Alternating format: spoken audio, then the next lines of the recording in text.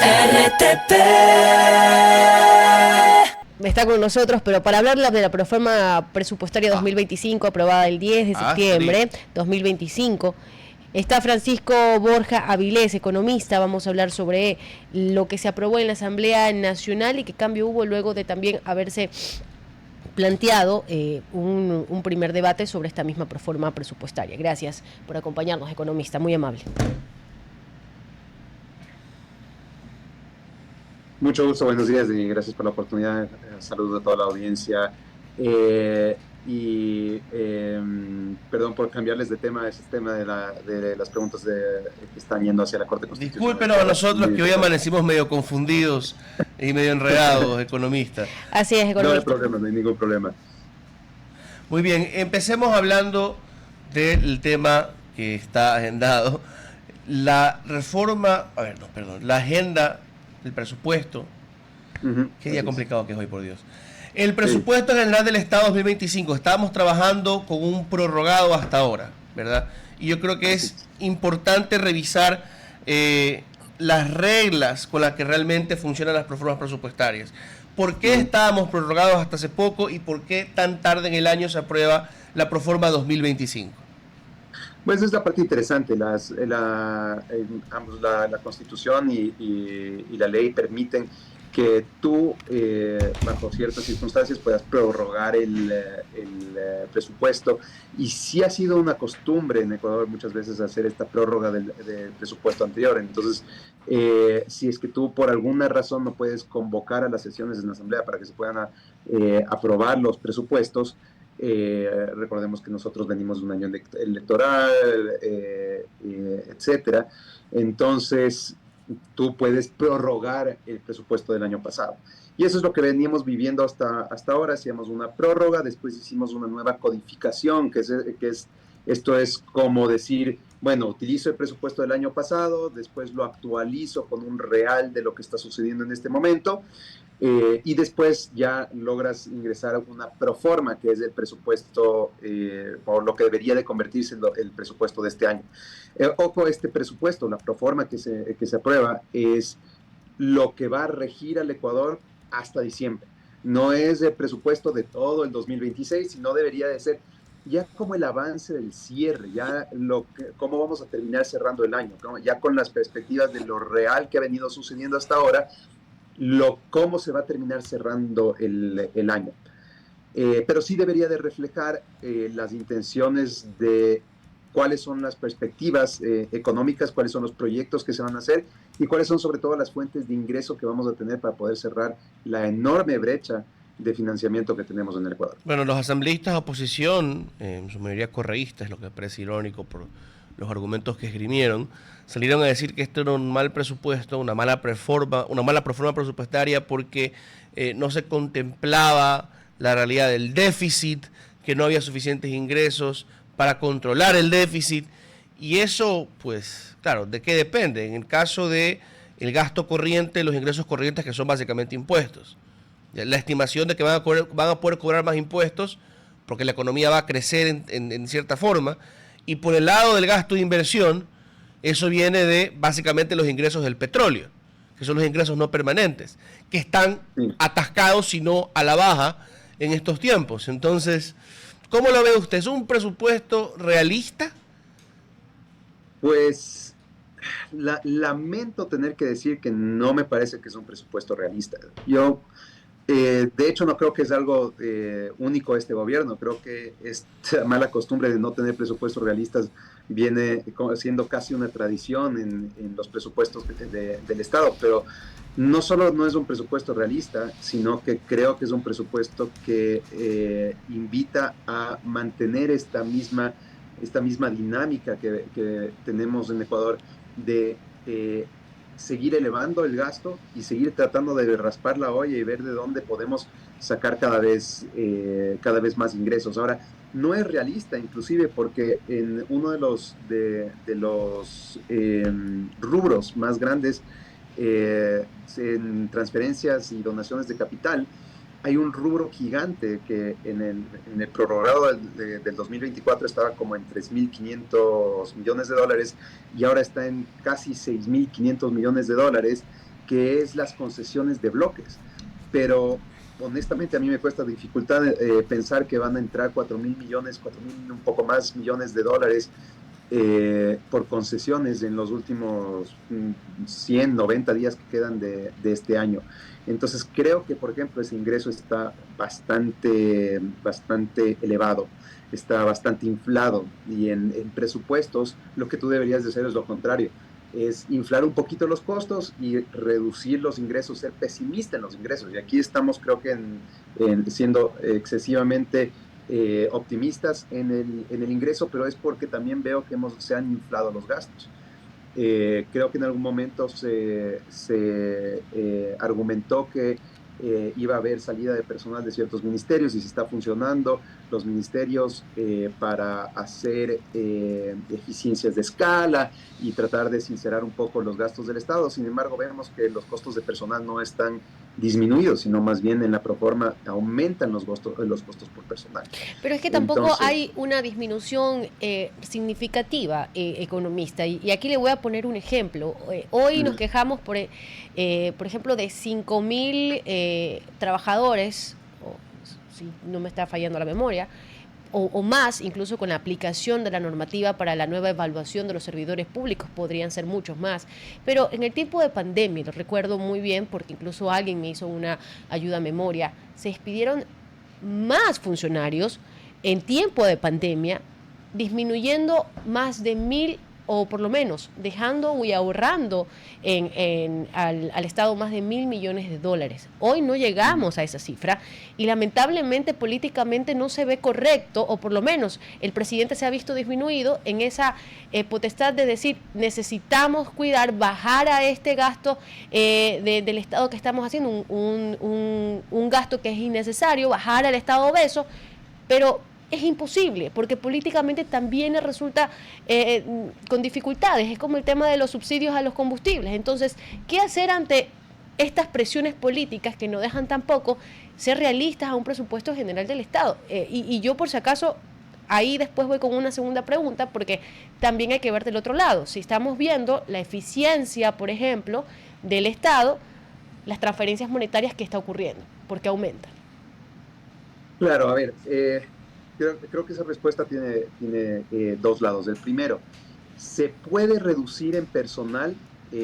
Creo que es difícil. El fuerte del personal está bajo Ministerio de Educación y Ministerio de Salud, Policía y Ejército, pero se puede en otras áreas, en otros rubros. Entonces, no es imposible, pero tampoco vamos a ver los grandes efectos de poder cortar 1.000 millones de dólares en personal, me parece a mí.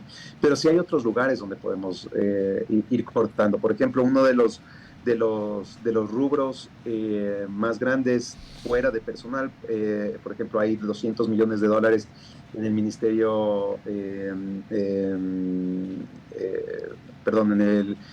un programa de modernización agrícola.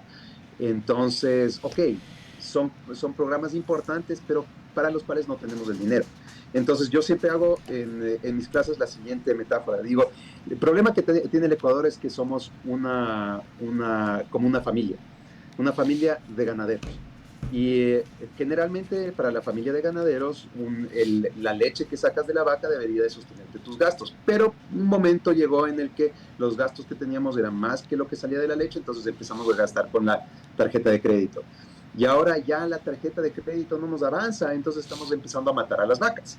Entonces, el problema que estamos teniendo es que el gasto que estamos teniendo es tan grande que ahora ya estamos en un punto en donde estamos empezando a matar a las vacas, y eso va a empezar a hacer que el Ecuador sea menos productivo.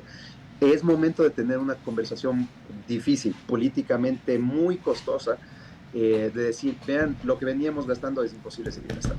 Exacto. En este momento nosotros tenemos, para poder tener en la Proforma 2025, que todavía no se consigue, pero tenemos un financiamiento externo, o sea, deuda de 5.000 millones, y un financiamiento interno, o sea, emisión de bonos de 6.000 millones de dólares, o sea, 11.000 millones de dólares, más del 10% del PIB, en financiamiento, en cosas que tenemos que endeudarnos para poder sostener este gasto. Entonces, ya no podemos seguir sosteniendo la deuda de la tarjeta de crédito. Eso es esencialmente lo que nos toca empezar a absorber ahorita, la lección que nos empieza a tocar absorber ahorita. Tenemos que empezar a entender que la lista de deseos de cosas que nos encantaría hacer, que son buenísimas, no las podemos hacer. Entonces, ¿en dónde nos ajustamos pensando en familia? ¿Dónde nos ajustamos el cinturón? Mira, por ejemplo, acepto que